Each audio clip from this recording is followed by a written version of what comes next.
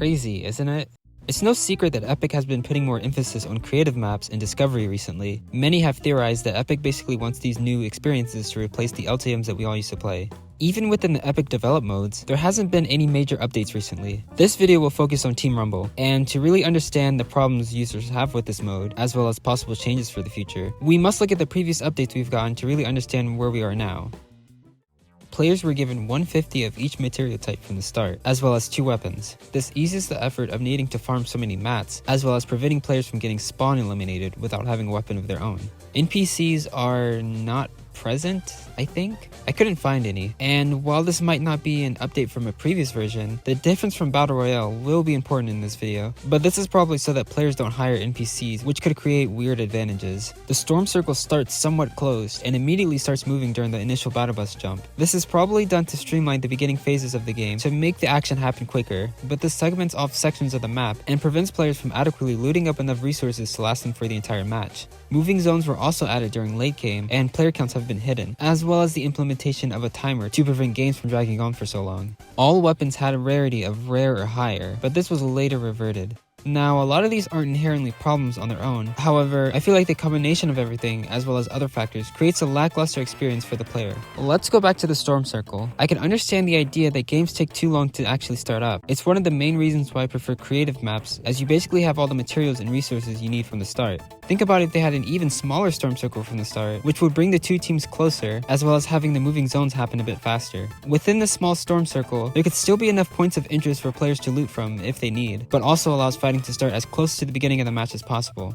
The main counter argument to this is that it would prevent players from fully exploring the map within this mode, unable to complete quests or get any location specific items. As stated previously, NPCs don't spawn, so a lot of these character specific quests couldn't be completed anyway. This leads to most players wanting to complete their challenges in Battle Royale, and if there's certain rule sets in this mode that prevents players from really enjoying the main objective, in this case it being a team deathmatch, then I think that should be prioritized over any side quests or map freedom. Loot spawns could also be made in a greater abundance, as well as increased materials. Eliminated players do drop materials and ammo already, so maybe this number could be increased as well. It would put more emphasis on really confirming eliminations, and allows you to deal with any further opponents. Heals in this mode are kinda pointless. There's no reason to use a medkit in this mode, unless you're intentionally going into Storm for a specific quest objective.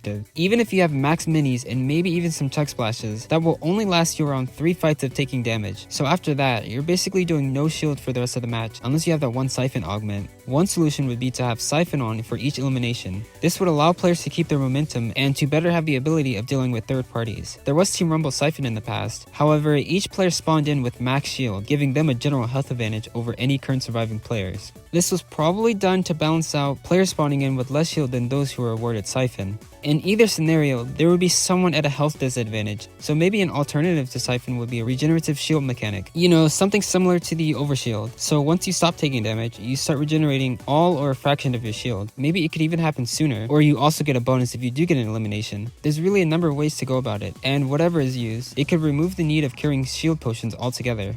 Epic really seems to want to have parity across all modes. We've seen this with how ranked and unranked Battle Royale have the same loot pool and rule sets, despite the competitive community showing their disinterest for certain weapons. Team Rumble is like this to an extent, however there are already some major differences, such as glider redeploy and certain weapons appearing that aren't in the main Battle Royale mode. For specific modes like this, I think these subtle differences in mechanics and items really add up to make for a unique experience, and it lets these modes stand for their own. Besides, I don't think any players are going to get confused. They'll just know what to expect from the different modes.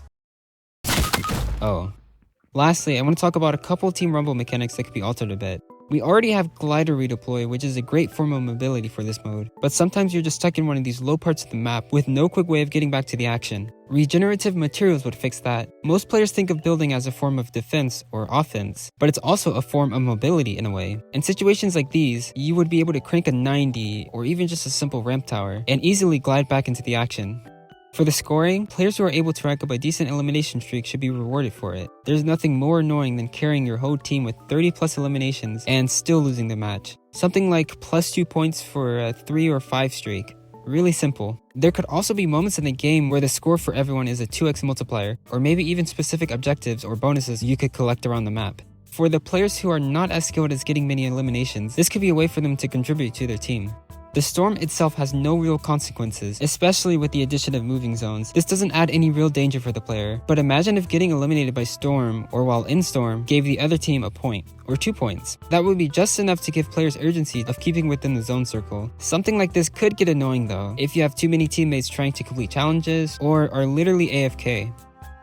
But even like a one-time penalty at the beginning of the match would be enough to incentivize players of keeping out of the storm for as long as possible. Over the course of the entire match, little changes like this with score multipliers and bonuses would be enough to affect the outcome, which would add a massive amount of strategy for each phase of the game. Anyway, I think I hit majority of the points I wanted to mention in this video. Team Rumble is already a simple and solid mode for a specific niche of players. There's just a small few annoyances that can add up and really don't make sense to me. Even if one of these changes were implemented, it would make that much of a difference. I hope Epic continues to update this mode and even consider adding some new different game modes that are different from the standard Battle Royale formula, but that's a topic for another video. If you have any thoughts about Team Rumble yourself, please leave a comment below. I'll be responding to most of them.